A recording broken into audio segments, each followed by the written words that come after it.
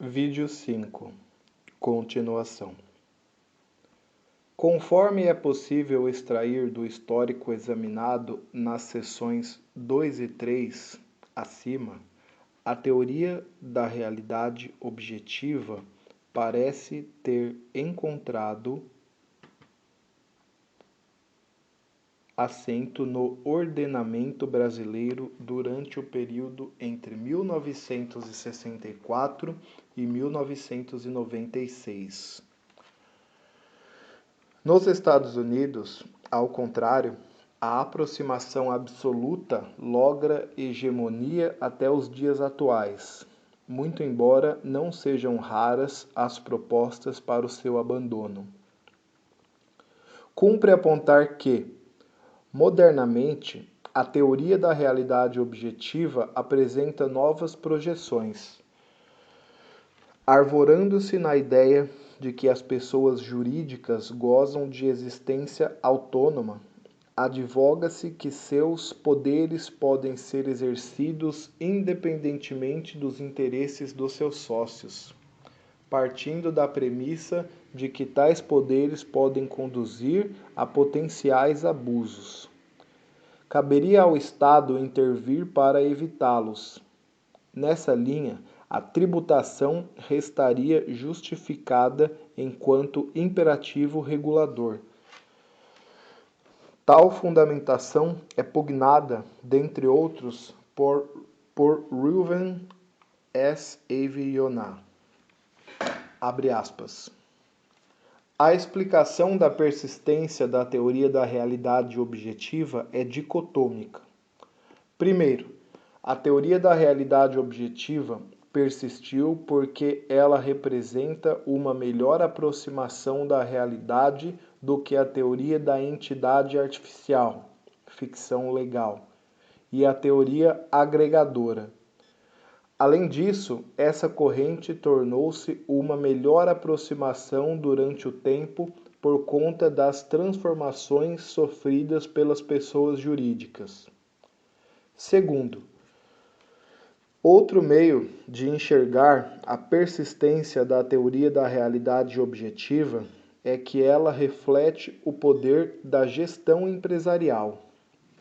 Meu argumento básico dessa forma é que a tributação das pessoas jurídicas é justificada como um meio de controlar a acumulação excessiva de poder nas mãos da administração das pessoas jurídicas, o que é inconsistente com o apropriado funcionamento da política liberal democrática.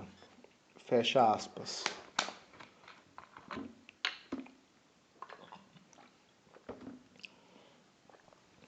Rebatendo, no nosso sentir, com assistida razão, esta nova proposta de aproximação da teoria da realidade objetiva, formulada sob o pálio do poder da administração, Yariv Brauner apresenta singelo, mas não menos contundente argumento. O imposto de renda das pessoas jurídicas não recai sobre a renda dos administradores.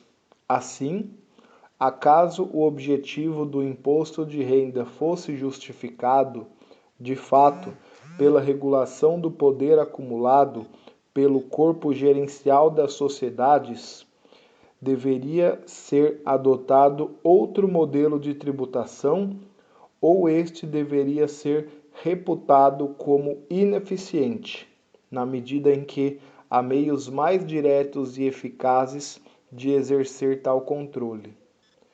Vejamos as precisas lições do catedrático da Universidade da Flórida.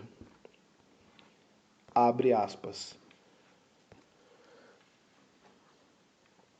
O acúmulo de poder, o que quer que isso signifique, não é, por si só, um evento tributável. No que tange aos administradores, uma vez que realizem monetariamente o seu poder ou outras vantagens, eles são, ou ao menos deveriam, ser tributados pelo imposto de renda das pessoas físicas comuns, e não pelo imposto de renda das pessoas jurídicas. Fecha aspas.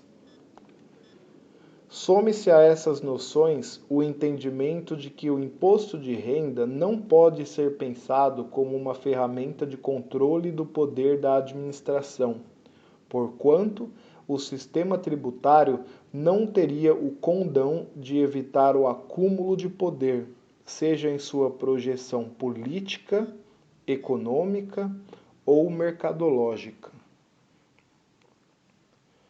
Outra releitura calcada na ideia de um poder gerencial desvinculado da detenção do investimento nos é oferecida por Deborah Weiss e Jennifer Arlen. Essa dissociação é apresentada pelas autoras como argumento para justificar a falha de mecanismos integrativos. Abre aspas. Nesse artigo, nós sustentamos que a resiliência da tributação das pessoas jurídicas é uma manifestação da mais persistente fonte de problema no direito comercial. A separação entre a propriedade e o controle de grandes sociedades. Seria esperado que as grandes empresas liderassem a batalha contra a dupla tributação. Seus administradores, contudo, optaram por não realizar lobby vigoroso em prol da integração, mesmo diante do fato de que os sócios provavelmente se beneficiariam da integração. Nessa postura acanhada do corpo gerencial, está a chave para explicar a falha dos esforços integrativos. Fecha aspas. Mais recentemente, interessa assinalar a aproximação proposta por Mihir A. Desai e Dhammika Dharmapala, que buscam estudar a questão da autonomia gerencial das sociedades sob a perspectiva da sua interação com a tributação das pessoas jurídicas e da sua relação com problemáticas afetas aos planejamentos fiscais artificiais. Abre aspas. Quando Adolf Berle e Gardner Means lançaram o estudo do problema da representação, que os administradores, nomeados pelos sócios, podem perseguir seus próprios interesses, no cenário empresarial, eles foram inspirados pelo papel dos tributos em relação à dispersão na economia norte-americana. Essa conexão entre a governança corporativa e a tributação foi negligenciada nas décadas subsequentes. Na medida em que o estudo dessas duas importantes características de uma economia foram separadas, o redescobrimento dessa conexão foi impulsionada por dois desenvolvimentos.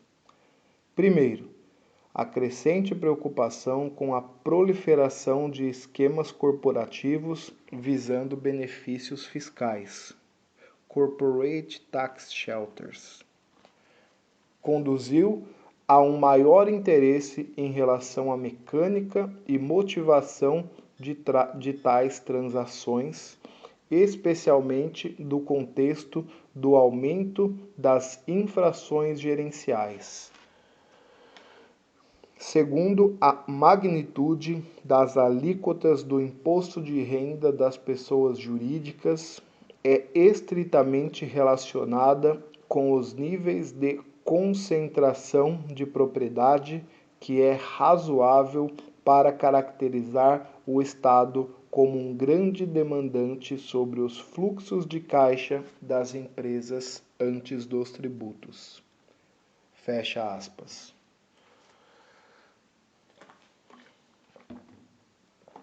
Cinco. Tributação das pessoas jurídicas.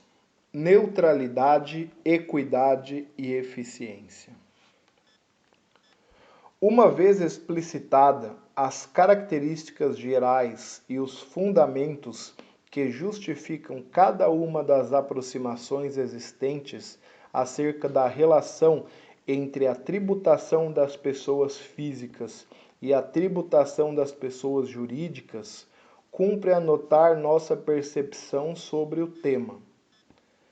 A sessão precedente nos permitiu antever que, embora percorrendo caminhos diversos, tanto a aproximação calcada na teoria do benefício como aquela assentada na realidade objetiva resultam na justificação da tributação em duplicidade dos resultados produzidos por intermédio das pessoas jurídicas, notadamente uma na forma de lucros por estas auferidos e outra na forma de dividendos, no nível dos seus respectivos acionistas.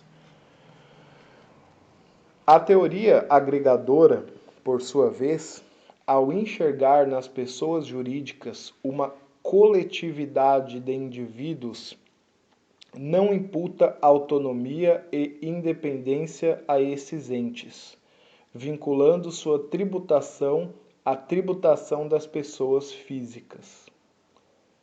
Embora as abordagens acima compulsadas ostentem inegáveis méritos, propomos uma aproximação distinta da questão sobre o mote dos princípios da neutralidade, da equidade e da eficiência. Essa sugestão decorre da sensação de que a problemática da relação da tributação das pessoas físicas e jurídicas não deve focar-se em parâmetros de independência e autonomia dos entes coletivos, sob pena de atacar o próprio conceito de personalidade jurídica dessas entidades, que, no nosso sentir, é muito caro às relações comerciais odiernas. Interessante consignar que tal postura tem suas raízes na perspectiva lançada em estudo de David Feitelberg, que, ainda no apagar das luzes do século XVIII, sustentava ser a tributação das sociedades uma problemática relativa à sua capacidade jurídica, mas uma questão de saber se essa capacidade conduz à percepção e ao consumo de renda. Na mesma linha, o presente trabalho não coloca em dúvida a autonomia e a independência das pessoas jurídicas em si. Busca-se apenas problematizar se tais características implicam a existência de capacidade contributiva própria e em que medida esta aproximação se coaduna com um sistema tributário neutro, equânime e eficaz.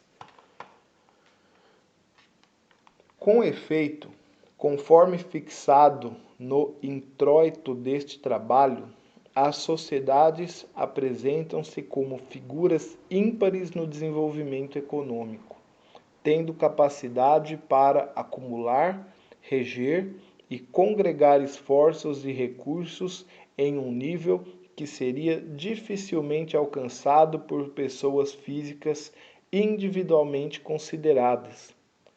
Nessa ordem, as ideias entendemos que a autonomia e a independência íncitas à personalidade jurídica das sociedades não deve ser afastada a fim de justificar a tributação integrada.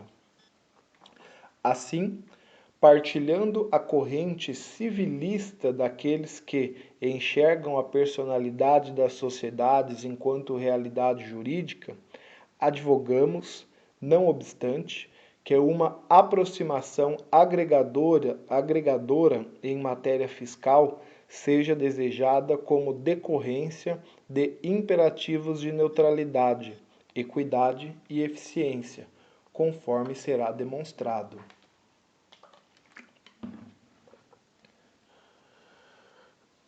5.1 Neutralidade. A neutralidade foi edificada sob a premissa de que, abre aspas, o nível de produtividade será maior quando fatores de produção de renda não distribuídos pelo mecanismo de mercado sem a interferência do Estado. Fecha aspas. Nesse sentido, uma tributação eficiente é uma tributação neutra, isto é, a tributação não deve distorcer o processo de tomada de decisão ao contexto mercadológico. Invocamos a doutrina de Gabriel Ardan, que, em estudos sobre a história da tributação, pontuou argutamente as noções expostas. Abre aspas. Para tornar a economia mais eficaz, o imposto não deve distorcer a regra do jogo econômico. Ele deve ser neutro. Essas visões são geralmente reconhecidas. Uma parte da história do imposto atual se ilumina se levarmos em conta que se trata de uma luta largamente engajada, mas longe de estar concluída em favor da neutralidade fiscal. Centrado em seus ideais liberais, o proeminente economista austríaco Ludwig von Mises, em sua aclamada obra, conhecida entre nós como Ação Humana, esclarece que o tributo neutro teria que ser tal que a sua cobrança não influencie de maneira significativa a mecânica dos eventos da economia de mercado. Fecha aspas. Com base nessa premissa, parece-nos sustentável entender que uma pessoa jurídica que aufere lucros não deve ser levada a optar ou ter afastada a opção pela distribuição de resultados aos seus sócios por questões de ordem fiscal, conforme aponta Andrea Langruber. Esse é exatamente o efeito gerado pela adoção de uma aproximação fiscal absoluta. Veja-se. Portanto, em um sistema como o americano, chamado de clássico ou absoluto, de modo a evitar essa dupla tributação, seria de se esperar que a resposta racional das empresas seria a não distribuição ou baixa distribuição de dividendos. Fecha aspas. Repise-se. Apenas questões negociais deveriam dirigir a decisão pelo pagamento ou reinvestimento dos lucros produzidos por uma sociedade em um modelo de tributação mais próximo da neutralidade fiscal, que, aqui advogamos, ser otimizado pela adoção de uma tributação integrada.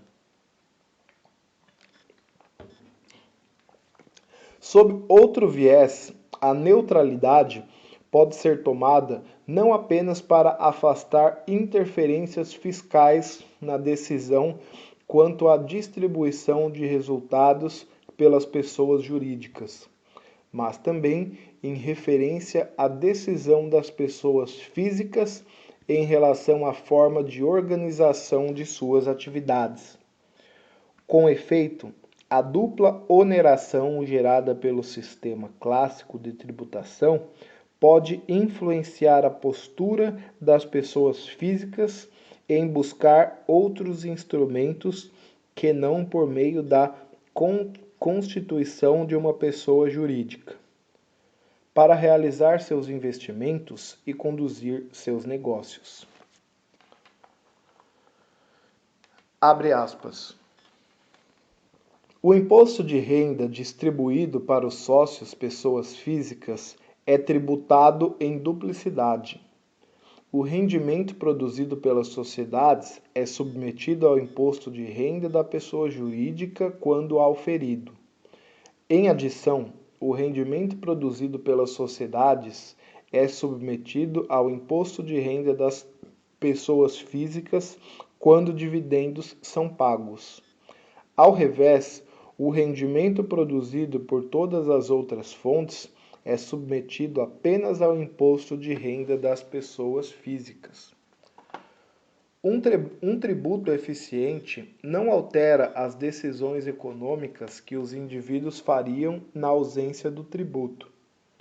Critérios sustentam que a dupla tributação é ineficiente, porque faz com que os contribuintes evitem tais alternativas que estão sujeitas à dupla tributação. Fecha aspas. Também sob essa perspectiva, nos parece que a integração pode se mostrar uma solução adequada para o equacionamento da problemática relativa à influência da tributação sobre as estruturas de investimento.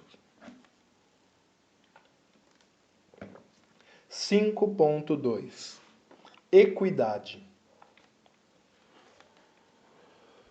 É notório que a atividade fiscal do Estado coloca-se como ferramenta indispensável para a obtenção de recursos necessários para fazer frente às despesas incorridas na persecução das finalidades sociais por ele avocadas em prol da comunidade que representam. Nesse contexto, é tão antiga a ideia de que a distribuição dos esforços de arrecadação deve ser justa, quanto a noção de que uma tributação justa é aquela que atende à capacidade contributiva. Enquanto medida de capacidade contributiva, a renda logo assumiu o papel de destaque. Nesse sentido, anota Richard A. Musgrave que, abre aspas, foi tomado como certo que a posição relativa de bem-estar dos indivíduos deveria ser medida em termos de suas respectivas rendas, e que o sacrifício é uma função da parcela da renda cedida em benefício do Estado. Fecha aspas. Nessa linha, a equidade se coloca como sustentáculo do imposto de renda, uma vez que o princípio da isonomia aponta para que este tributo se assente na renda enquanto medida de capacidade contributiva. A equidade pode ser tomada sob duas dimensões, uma vertical e outra horizontal. Essa primeira projeção diz respeito à isonomia na tributação das pessoas que oferem diferentes níveis de renda, e reflete-se postulado segundo o qual aqueles sujeitos que apresentam uma maior capacidade contributiva têm o dever de realizar maior sacrifício. Essas noções autorizam a afirmação no sentido de que um modelo fiscal com base no qual a incidência do imposto de renda das pessoas jurídicas se dá de forma desvinculada da tributação dos seus sócios pessoas físicas corresponde a uma sistemática dissonante da equidade sob sua perspectiva vertical. Isso porque, nesse cenário, os lucros das pessoas jurídicas estarão submetidos ao imposto de renda, sendo irrelevante, para esse fim, o fato de seus beneficiários apresentarem maior ou menor capacidade contributiva.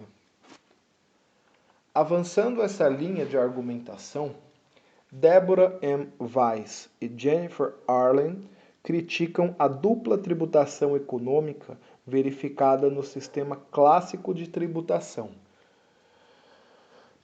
Abre aspas. A dupla tributação viola o princípio da equidade vertical, porque ela impõe uma única alíquota corporativa sobre os lucros auferidos pelas pessoas jurídicas, independentemente do fato de tais lucros serem atribuídos, em última análise, a contribuintes com alto nível de rendimento ou a contribuintes com baixo nível de rendimento. Fecha aspas.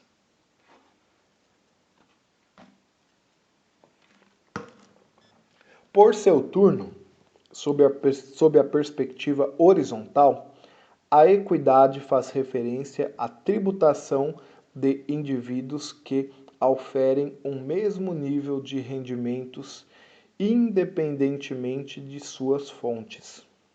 Nesse contexto, pouco importa a forma de renda auferida por uma pessoa, de acordo com a equidade horizontal. Tal pessoa deverá sujeitar-se à mesma tributação a que está submetida qualquer outra pessoa que tenha o mesmo sentimento de satisfação caracterizador de renda. Releve-se, pouco importando a forma de sua produção. Essa aproximação encontra-se em linha com a noção de que a renda deve ser encarada como um conceito global, independentemente de suas fontes. Desse raciocínio decorre que a existência de uma pessoa jurídica no desenvolvimento de determinadas atividades negociais não deve impactar a carga tributária das pessoas físicas. Os rendimentos provenientes de pessoas jurídicas devem ser tributados de forma análoga aos rendimentos auferidos por intermédio de outras fontes. Com base nessas premissas, a adoção de um modelo integrativo permitiria o ajustamento do sistema fiscal de maneira que os lucros auferidos por meio de uma pessoa jurídica sejam tributados à alíquota pessoal, tal qual os rendimentos percebidos através de outras fontes. 5.3 Eficiência. Além das aproximações acima sustentadas, calcadas na neutralidade e equidade, interessante pontuar que uma sistemática de tributação integrada pode ser justificada sob a égide da eficiência, conforme elucida Andrea Lemp-Gruber. Abre aspas. Também é possível que a dupla tributação acabe por afetar a ótima alocação de recursos, pois considerando que os lucros ficam retidos na empresa para reinvestimentos, os acionistas acabam não podendo aplicar seus dividendos recebidos em outras melhores alternativas. Em se entendendo que a dupla tributação dos dividendos não é economicamente eficiente, torna-se recomendada a integração do imposto da pessoa jurídica e da pessoa física, de modo que haja uma só camada de tributação. Fecha aspas. Não nos preocuparemos em tecer maiores esclarecimentos, porquanto a eficiência, nos termos aqui tratados, coloca-se como contraface da neutralidade. Retroexplanada. Vale anotar, contudo, a existência de estudos econômicos específicos que buscam mensurar a perda de eficiência gerada pela eventual diferenciação de tratamento existente entre rendimentos corporativos, produzidos a partir de pessoas jurídicas, e não corporativos. Nessa linha, Roger H. Gordon e Jeffrey K. Mason apuraram que o abandono de um sistema clássico de tributação poderia gerar ganhos de eficiência de ordem de 6%, ao passo que Jamie Gravelle e Lawrence Kotlikoff chegaram a um número ainda mais expressivo, da ordem de 120%.